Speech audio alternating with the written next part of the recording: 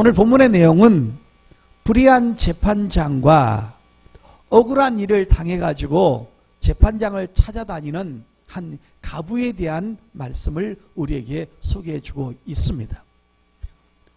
오늘 이 말씀을 통해서 하나님께서는 우리 모든 주의 자녀들에게 기도의 중요성과 그 다음에 기다림에 대한 교훈과 신앙의 도전을 우리에게 주고 있음을 우리가 발견할 수가 있습니다. 오늘 말씀을 통해서 하나님의 귀한 음성을 들으시고 은혜 받을 수 있기를 예수 이름으로 축복합니다. 먼저 가부에 대해서 먼저 한번 설명해 보도록 하겠습니다. 이 가부는 신앙이 좋은지 나쁜지 기록되고 있지 않습니다. 또 하나 중요한 것은 유대인인지 이방인인지 이것도 중요하게 기록되어 있지 않습니다. 이 사람은 어떤 마을에서 살고 있었는데 굉장히 억울한 일을 당한 것이 분명합니다. 당시에 예수님 당시에 가부들은요, 정부에 대한 혜택을 전혀 받지 못하고 가장 가난함과 가련함의 극치를 말해주고 있습니다. 당시에 예수님 당시에 유대 나라는 로마의 정부의 속국이었습니다. 그리고 로마의 지배를 받고 있었습니다. 일반 유대 남자 사람도 일반 사람들도 억울한 일을 당하게 되면 속수무책으로 그때 당시에는 당하고 있었기 때문에 가부라는 표현은 더 말할 나위 없이 가장 어렵고 연약하고 비천한 것을 말해주고 있는 것입니다. 그런데 너무나 억울한 일을 당하고 고통스러운 일을 당하고 정말 인간이 살아가면서 가장 괴로운 일을 당했던 것 같습니다. 그래서 자기를 도와줄 사람을 찾았는데 이 재판장을 찾게 된 것입니다. 그런데 여러분, 오늘 성경을 보게 되면 이 재판장을 말할 때 참 좋은 재판장, 정직한 재판장이라고 말하지 않고 성경에서 불의한 재판장이라고 소개할 정도니까는 굉장히 탐심과 야욕과 자기 이득을 위해서 일하는 사람인 것입니다. 자기한테 무슨 일이 의뢰가 되면 돈이 많고 자기한테 유익이 되는 사람은 도와주지만 돈이 없고 가난한 사람, 그 사람을 도와주어서 자기한테 이득이 되지 않는 사람들은 도와주지 않는 불의한 재판관이라는 것을 성경에서 미리 서두에 말해주고 있습니다. 과거나 현재나 의롭고 정직하고 좋은 재판관들, 요즘 말하면 변호사들이죠. 그런 사람이 있는가 하면 예수님 당시만 하더라도 아주 불의한 재판관이 있음을 성경 도초에서 말해주고 있는데 한번 잠깐 이 불의한 재판관에 대해서 한번 보도록 하겠습니다. 여러분, 구약성경 에레미야서 5장을 한번 열어보시길 바랍니다. 28절 29절 한번 보겠습니다. 제 성경은 1059페이지입니다. 이렇게 배경에 나오는 인물들을 좀 알아야 이 말씀이 훨씬 더 이해가 될 것입니다. 구약에도 이런 사람이 있었고 신약에도 있었다는 것입니다. 다시 말해서 과거에도 그런 사람이 있고 현재도 그런 사람이 있다는 것입니다. 자, 에레미야서 5장 28절 29절입니다. 제가 읽겠습니다. 살찌고 윤택하며 또 행위가 심히 악하여 자기 이익을 얻으려고 송사 곧 구하의 송사를 공정하게 하지 아니하며 빈민의 재판을 공정하게 판결하지 아니하니 내가 이 일들에 대하여 벌하지 아니하겠느냐? 내 마음이 이 같은 나라에 보복하지 않겠느냐? 여호와의 말씀이니라. 여러분, 지금 도와주어 봐야 이득이 생기지 않는 사람을 무시하는 것입니다.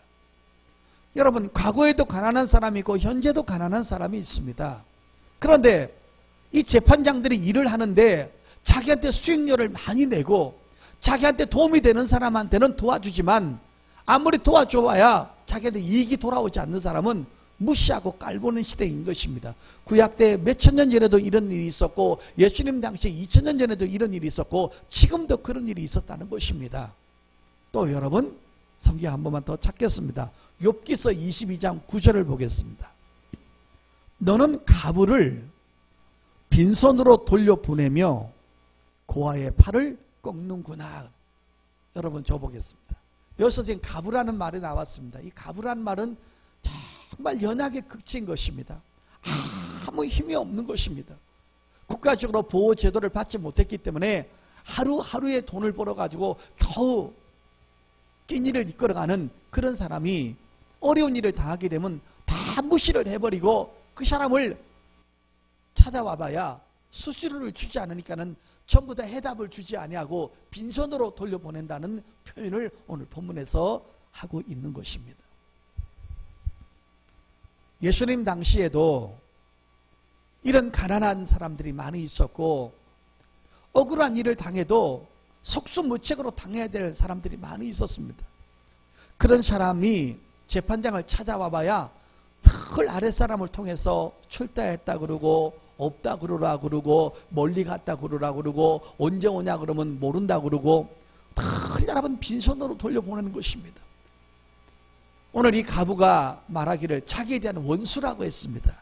이 말은 무지무지하게 악한 일을 당하고 억울한 일을 당하고 너무너무 수치스러운 일을 당하고 정말 기가 막힐 일을 당해서 사방을 돌려봐도 이거를 해결될 사람은 재판장밖에 없는데 재판장을 찾아와봐야 늘 빈손으로 돌아갔다는 것입니다. 마음의 빈 마음과 아무것도 얻지 못하고 아무것도 도움을 받지 못하고 돌아갔을 때 이 사람의 고통은 이루 말할 수가 없었던 것입니다. 그런데 여러분, 이 가부가 참 끈질긴 겁니다. 돈은 없는데 끈질긴 거 하나 갖고 살아나는 것입니다. 여러분 혹시 힘은 없어도 끈질김은 있어야 됩니다. 찾아가서 또 무시당합니다. 찾아가서 또 못 만납니다. 또 빈손으로 돌아옵니다. 아무것도 얻지 못하고 빈손으로 돌아오고 집에 돌아오면 억울함과 분함과 고통만이 지속되는 것입니다. 이 여자는 잠을 자지도 않았는지 매일 가서 그 사람을 찾아옵니다. 도와주세요, 도와주세요, 도와주세요, 도와주세요. 밑에서 이 사람을 거절하는 사람도 이제는 변명할 게 없는 것입니다. 어떨 때는 출타했다고 그러고 어떨 때는 지방 갔다고 그러고 어떨 때는 집에 갔다고 그러고 어떨 때는 주무신다고 그러고 어떨 때는 손님하고 대화 중이라고 그러고 말할 게 이제 더 이상 말할 게 없는 것입니다. 계속 찾아가서 도와주세요, 도와주세요. 나 죽습니다. 억울한 일 당했습니다 하니까 매일 집 앞에 문에 가가지고 엉엉 울고 소리 지르니까 오늘 여러분 이 불의한 재판관이 뭐라고 그러냐면 이 불의한 재판관이 하나님을 두려워하지도 않고 사람을 무시하는 아주 교만하고 못된 인간이라고 자기가 자기를 소개하고 있는 것입니다. 그런데 날마다 이 여자가 와서 징징대고 소리 지르니까는 하루는 잠을 자는데 또 밖에서 재판관님 도와달라고 소리 지르니까는 잠을 잘 수가 없는 것입니다. 귀찮아 죽겠는 것입니다. 그래서 벌떡 일어나가지고 밑에 사람한테 야, 저 여자 좀 데리고 와라. 내가 저 인간 도와줘봐야 수수료 나오는 것도 없지만 내가 괴로워서 못 살겠다. 그게는 그 여자를 위해서가 아니라 자기를 위해서 도와주는 것입니다. 근데 뭔 일인데 내가 이마나 해서 저차 해서 어려움을 당했는데 이거 좀 바로 잡아달라고 얘기를 하니까는 결국은 이 재판관이 두 손을 반짝 든 다음에 결국은 그 문제를 해결해 주었다는 사건을 오늘 본문에서 소개해 주고 있는 것입니다. 여러분, 이 가부의 지혜가 놀라운 것입니다. 또 지혜만 있다 할지라도 인내와 끈기가 없었으면 이 사람은 또 도움을 받지 못하는 것입니다. 재판장은 늘 침묵하고 있었기 때문인 것입니다. 그런데 이 여자가 끊임없이 두드리고 끊임없이 찾아오고 끊임없이 재판장을 부르니까 재판장이 일어나가지고 그 문제를 해결해 준 것입니다. 성도 여러분, 이 비유를 우리 주님께서 말씀하시면서 너희는 이 여자가 행한 것을 너희는 배워라. 이 사람의 신앙이 좋은지 안 좋은지는 나와 있지 않고 유대인인지 이방인인지 나와 있지 않다. 그러나 우리가 때로는 불신자들한테도 우리 믿음의 사람이 보여야 될 것은 뭐냐 하면 문제를 해결받기 위해서 그 문제를 해결할 사람을 찾아다닌다는 이 지혜, 그 다음에 한두 번 거절당했다고 해서 포기하지 않고 끊임없이 다가와서 그 문제를 해결할 때까지 이 재판장을 찾아와서 그 문제를 해결하는 놀란 인내와 지혜를 배우라고 우리 예수님께서 이 사람의 비유를 통해서 우리에게 가르쳐주고 있는 것입니다. 그래서 성경을 자세히 들여다보고 하나님의 말씀에 귀를 기울이다 보면 우리에게 영적인 도전과 그 다음에 기도의 중요성과 그 다음에 인내에 대한 그 중요성을 우리에게 가르쳐주고 있는 것입니다. 여러분, 오늘 이 말씀을 통해서 우리도 큰 하나님의 음성을 들을 수 있기를 예수님의 이름으로 축복합니다. 지금까지는 가부에 대해서 설명했습니다. 이제 두 번째 시간은 의롭고 공의로우신 하나님에 대해서 소개하겠습니다. 과거나 지금이나 재판관들은 지금 말하면 변호사라고 말할 수 있습니다. 근데 변호사들은 목적은 하나입니다. 자기들이 공부를 많이 해서 일반 사람보다 뛰어난 월등한 법률의 지식을 가지고 사람들을 도와주는 것 같지만 결국은 자기들을 위해서 일을 하는 것입니다. 자기들이 먹고 마시기 위해서, 잘 살기 위해서 일을 하는 것입니다. 결국 이 불의한 재판관도 이 가부가 불쌍해서 도와준 것이 아니라 자기가 너무 귀찮아서 자기 때문에 도와준 것입니다. 그런데 우리가 섬기는, 우리가 사랑하는 우리 하나님은 단 한 번도 자기를 위해서 일하지 않고 우리를 위해서 일해 주십니다. 이것이 다른 것입니다. 늘 하나님은 우리를 생각할 때 내가 저를 어떻게 도와줄까? 저 아픔을 어떻게 치료해 줄까? 저들의 고통을 어떻게 해결해 줄까? 눈만 뜨면 자기의 영광과 자기의 힘을 가시하기 위해서 일하시는 것이 아니라 늘 자기를 찾아오는 우리들을 향해서 우리 때문에 사랑과 애정으로 일을 하고 계심을 믿으시기를 바랍니다. 이것이 다른 것입니다. 문제는 불의한 재판관이 오래 침묵을 하다가 결국은 이 여자를 해결해 주었습니다. 하나의 공통점이 뭐냐? 하나님도 때로는 우리가 환경이 아무리 어렵고 아무리 급하게 기도하고 아무리 하나님 앞에 도와달라고 애원을 하더라도 하나님께서 우리를 향해서 침묵하고 계실 때가 있다라는 것입니다. 이것이 하나의 불의한 재판장과 하나님의 공통된 일입니다. 하나님은 왜 침묵하고 계실까요? 왜 우리가 그분한테 도움을 구하고 정말 쓰라린 그런 환경 속에 있을 때 하나님을 왜 즉각 그 기가 막힐 수렁이에서 건져내지 아니하시고 때로는 침묵하고 계시는 것일까요? 도대체 하나님의 침묵은 어떤 의미일까요? 성도 여러분, 하나님의 침묵은 우리를 거절하시겠다는 뜻이 아닙니다. 너를 도와주지 않겠다는 사인이 아닙니다. 하나님의 침묵은 내가 네 고통을 모른다는 뜻도 아닙니다. 네가 죄를 많이 지었기 때문에 네가 죄를 지은 만큼 나도 너를 고통을 주겠다는 그런 보복의 뜻도 아닌 것입니다. 하나님께서 때로는 우리의 환경과 우리의 고통을 알고 계실 때도 다 알고 계시지만 그래도 하나님께서 침묵하고 계실 때는 그 뜻은 하나인 것입니다. 너와 상관이 없다는 뜻이 아닙니다. 너를 미워한다는 뜻이 아닙니다. 네 문제를 해결해 주지 못하겠다는 뜻이 아닙니다. 하나님께서 즉각 응답하지 않는 것은 바로 하나님께서 우리에게 한 가지 뜻인데 바로 훈련이라는 것입니다. 한번 보겠습니다. 야고보서 1장입니다. 이것은 훈련인 것입니다. 이 훈련을 통해서 하나님께서 우리에게 주시고자 하는 메시지가 있는 것입니다. 야고보서 1장. 어떤 훈련일까요? 신약성경 야고보서 1장 2절 3절입니다. 내 형제들아, 너희가 여러 가지 시험을 당하거든 여러 가지 환난과 어려움을 당할 수 있습니다. 온전히 기쁘게 여기라. 이는 너희의 믿음의 시련이 인내를 만들어내는 줄을 너희가 알미라. 할렐루야. 결론이 나왔습니다. 하나님께서 우리에게 침묵하고 계시는 것은 그 침묵하는 동안에 우리에게 인내를 만들어내는 훈련의 기간이라는 것입니다. 우리는 너무 참을성이 없어요, 여러분. 내가 여러분이 얼마나 참을성이 없다는 거 내가 한번 얘기해 볼까요? 여러분 집에서 텔레비 보실 때 1시간 동안 채널을 몇 번 돌리나 한번 보세요. 여러분이 얼마나 조급하고 얼마나 다급하고 얼마나 인내가 없는지.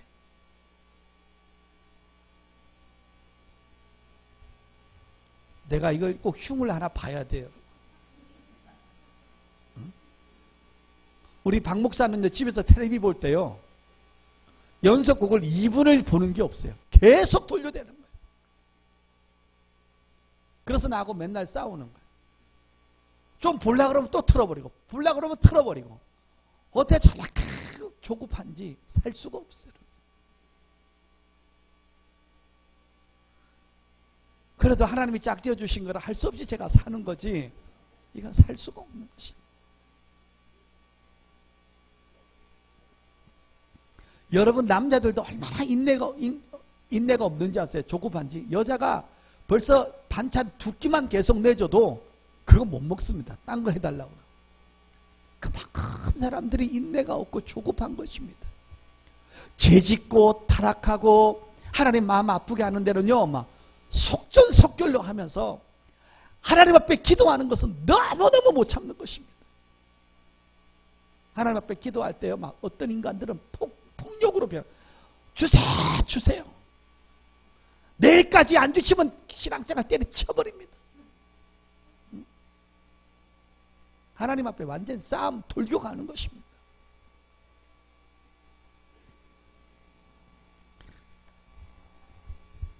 누가 신앙생활 잘하는 사람인지 아십니까? 누가 성령 충만한 사람인지 아십니까? 누가 영적인 사람인지 아십니까? 도무지 하나님에 대해서 시험 들지 아니하고 도무지 어떤 환경 속에서도 끊임없이 기도로 기다리는 사람이, 이게 신앙의 힘인 것입니다. 할렐루야.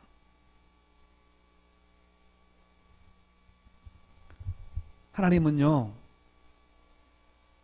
머리털까지 다 세시는 분이에요. 내가 바깥으로 표출하지 아니하는 생각과 마음을 다 읽고 계시는 분이 바로 하나님이십니다. 창세기 8장에 보게 되면 노아 홍수 사건 때 그 홍수의 심판을 맞이하는 사람들을 향해서 뭐라고 그러셨냐면, 그들의 생각과 그들의 마음이 항상 악할 뿐임을 보시고 그랬습니다. 바깥으로 표출되지 않는 것도 하나님은 보고 계신다고 했습니다. 네가 무슨 의도로 그런 말을 하는지, 네가 무슨 생각을 하고 있는지 하나님은 다 알고 계시는 것입니다. 하나님은 모르시는 분이, 모르는 것이 하나도 없는 것입니다. 여러분이 지금 제 눈을 똑바로 쳐다보면서 은혜를 받으면서도 마음에 무슨 생각을 하는지 나는 몰라요. 근데 그분은 알고 계세요. 속일 수가 없습니다.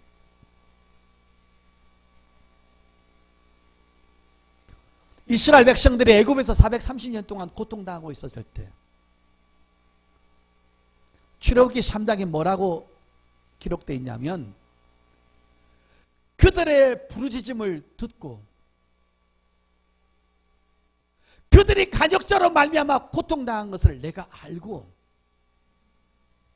그들이 어떤 상황에 있는지를 내가 보고 듣고 안다고 하셨습니다. 그런데도 하나님께서 침묵하고 계시는 것은 그것을 통해서 인내와 건강한 믿음과 그런 상황 속에서도 포기하지 않고 하나님을 신뢰하는 힘이 얼마나 큰가를 하나님은 훈련하고 계심을 믿으시기를 바랍니다. 이삭은 자녀를 얻기 위해서 20년을 기도를 했습니다. 한나는 사무엘을 얻기 위해서 수단과 방법을 가리지 않고 금식하고 기도하고 애원하고 기도하고 울며 기원하고 기도하고 작정 기도하고 심지어는 서원 기도까지 했습니다. 얼마나 기도에 미쳤는지 엘리 제사장이 그 사람을 술 취한 사람으로 오해할 정도로 그는 성전에서 기도하고 있었습니다. 가나안 여자가 예수님 앞에 찾아왔을 때 주여 내 딸이 귀신 들려서 고통당하고 있는데 나를 도와달라고 했을 때 자녀의 떡을 취하여 개들에게 줄 수 없다라고 하면서 그 여자를 개 취급을 하면서 인격 모독을 준 적도 있었습니다. 그런데 전부 다 인내하고 전부 다 견디고 전부 다 참아내면서 결국은 이 세 사람의 마지막은 주님 앞에 도움을 받았다는 내용인 것입니다. 한 번도 하나님은 거절하신 적이 없습니다. 한 번도 과부와 한 번도 빈약한 자들과 죄를 막론하고 하나님 앞에 찾아 나와서 기도한 사람들을 빈손으로 돌려보낸 적이 없더라는 것입니다. 불의한 재판장하고는 확연하게 다르신 분이시며 그분은 거룩하고 의로우시며 긍휼이 풍성하시며 은혜가 많으신 하나님 것을 믿으시기를 바랍니다. 하나님의 마지막은 응답이며 축복이라는 것입니다. 절대로 내 마음속에 공허하게 만들지 않습니다. 내 손을 빈손으로 돌려보내지 않습니다. 하나님은 언제나 가장 최상의 것으로 좋은 것으로 우리에게 채워서 돌려보내시는 것을 믿으시기를 바랍니다. 자, 이제 여러분이 기도하다가 지치지 아니하고 기도하다가 늘 확신 속에 기도하다가 늘 행복 속에서 기도할 수 있는 그 방법을 여러분에게 몇 가지 가르쳐 주겠습니다. 여러분, 가부와 재판장은 모르는 관계입니다. 가부와 재판장은 약속의 관계가 아닙니다. 가부와 재판장은 네가 나를 찾아오면 내가 너를 도와주겠다는 어떠한 초청의 관계도 아닙니다. 그런데 우리가 하나님을 섬기는 예수 그리스도를 가슴에 모시고 영혼에 모시고 하나님을 섬기는 저와 여러분과 하나님의 관계는 어떠한 관계인가를 이것을 알아야, 그래서 하나님에 대한 지식을 아는 것이 매우 중요하다는 것입니다. 자, 그러면 여러분하고 나하고의 관계가, 하나님과 관계가 뭔가 한번 보겠습니다. 로마서 보겠습니다. 이것이 힘입니다. 이걸 꼭 적어 놓으셔야 됩니다. 기도할 때마다 이거를 펴놓고 기도하십시오. 로마서 8장 14절에서 16절. 무릇 하나님의 영으로 인도함을 받는 사람은 곧 하나님의 아들이라. 너희는 다시 무시하는 종의 영을 받지 아니하고 양자의 영을 받았으므로 우리가 아빠 아버지라고 부르짖느니라. 성령이 친히 우리의 영과 더불어 우리가 하나님의 자녀인 것을 증언하시나니. 아멘. 여러분, 우리가 무슨 관계요? 하나님 앞에 자녀의 관계입니다. 그러게 얼마나 위대한 관계입니까? 하나님은 내 아버지가 되시고 나는 그분의 자녀인 것입니다. 나는 기도할 때 이걸 먼저 제시하는 것입니다. 나는 아버지의 자녀이고 아버지는 내 아버지고 아버지는 자식을 책임져야 될 의무가 있습니다. 저는 이것을 먼저 얘기합니다. 그 다음에 또 로마서 8장 26절 27절. 이와 같이 성령도 우리의 연약함을 도우시나니 우리는 마땅히 기도할 바를 알지 못하나 오직 성령이 말할 수 없는 탄식으로 우리를 위하여 친히 간구하시느니라. 마음을 살피시는 이가 성령의 생각을 아시나니 이는 성령이 하나님의 뜻대로 성도를 위하여 간구하심이라. 아멘. 여러분, 우리가 기도할 때 힘들지만 그 기도를 초월하고 그 힘들 때마다 나를 도와주시는 분이 성령께서 내 안에서 나를 후원하고 계시는 자녀인 것을 믿으시기를 바랍니다. 여러분, 이 가부는 혼자 기도하다가 혼자 책임져야 돼요. 지치면 자고 안 만나주면 돌아가야 되고 또 수치를 당하면 수치를 당해야 돼요. 그런데 우린 기도하다 지칠 때가 있고 기도하다 힘들 때가 있는데 내게서 성령께서 끊임없이 조금 더 해라, 일어서라, 힘들지? 내가 도와줄게 하면서 기도하다가 지치다가도 다시 일어나서 또 힘을 얻고 기도할 수 있는, 끊임없이 나를 도와주는 후원의 관계인 것을 믿으시기를 바랍니다. 얼마나 귀한 존재들입니까? 우리 하나님과의 관계 속에서 자녀의 관계죠. 성령께서 끊임없이 나를 후원하시고 도와주는 관계인 것을 믿으시기를 바랍니다. 그 다음에 또 한번 마태복음 11장 28절. 수고하고 무거운 짐진 자들아, 50%가 아닙니다. 70%가 아닙니다. 다 합니다. 100%입니다. 다 내게로 오라. 내가 너를 쉬게 하리라. 아멘. 이건 뭔 관계입니까? 초청의 관계인 것입니다. 누구든지 초청할 수 있습니다. 누구든지 그분에게 다가올 수 있습니다. 한국 사람이든지 유럽 사람이든지 아시아 사람이든지 구라파 사람이든지 아프리카 사람이든지 남녀 노유 빈부 귀천할 것 없이 누구든지 하나님을 찾아올 때 그분은 누구든지 초청하셨습니다.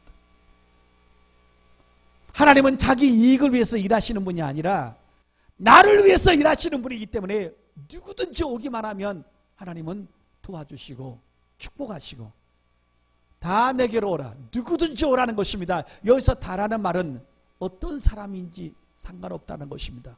여기서 다라는 말은 어떤 내용이든지 상관없다는 것입니다. 오기만 하면 내가 너를 맞이하고 언제든지 기쁘게 맞이하겠다는 초청의 관계인 것을 믿으시기를 바랍니다. 마지막 하나 더 찾겠습니다. 요한복음 14장 13절입니다. 너희가 내 이름으로 무엇을 구하든지 내가 행하리니 이는 아버지로 하여금 아들로 말미암아 영광을 받으시게 하려 함이라. 내 이름으로 무엇인지 내게 구하면 내가 행하리라. 이건 뭔 말입니까? 이건 약속의 관계인 것입니다. 기도하는 사람마다 100% 응답하시겠다는 약속인 것입니다. 이렇게 하나님과의 자녀의 관계, 성령의 후원을 받는 관계, 초청의 관계, 약속의 관계를 가지고 주 앞에 찾아오는데 하나님은 우리를 거부하실 이유가 하나도 없다는 것입니다. 돈 없이 오셔도 됩니다. 죄 있는 그대로 오셔도 됩니다. 고통의 관계 속에서 오셔도 됩니다. 내가 아무지 않으면 하나님을 기쁘게 하지 않았던 삶이 있다 할지라도 그래도 지금 이 순간에 하나님을 찾고 하나님을 의지하고 하나님을 믿고 바라고 찾아오면 하나님은 절대로 보복대로 우리가 행한 대로 보복하지 아니하시고 하나님의 성품대로 우리에게 응답하시고 우리를 예우하시는 것을 믿으시기를 바랍니다. 하나님은 은혜로우신 분입니다. 노하기를 더디하시는 분입니다. 행한 대로 보복하시는 분이 아닌 것입니다. 꼭 기억하십시오. 하나님이 침묵하고 계실 때 우리까지 침묵하고 있으면 안 됩니다. 재판장이 침묵하고 있을 때 이 여자는 끊임없이 재판장에 찾아와서 부르짖고 도와달라고 구했습니다. 하나님의 침묵은 우리의 인내 훈련인 것입니다. 세상의 것으로 만들어 가시는 최고의 작품의 시간인 것입니다. 그때 우리가 침묵하면 안 됩니다. 우리는 늘 깨어서 그분에게 기도로 그분을 깨우고 그분을 거룩한 고집과 거룩함으로 귀찮게 했을 때 하나님은 우리의 기도를 들으시고 때가 되면 우리를 도와주실 줄 믿습니다. 오늘 기도하기 전에 이 약속을 먼저 가슴에 품으십시오. 이 지식을 지혜를 먼저 가지십시오. 그리고 기도하다가 힘들면 성령님께 좀 도와달라고 기도하십시오. 기도하다가 힘들면 성령으로부터 도움을 또 받으십시오. 환경이 어려울 때마다 그분을 찾으셔서 주님께서 기도와 응답하실 때까지 지혜를 발휘하시고 믿음을 발휘하셔서 끝내 승리하는 저와 여러분 될 수 있기를 예수 이름으로 축복합니다.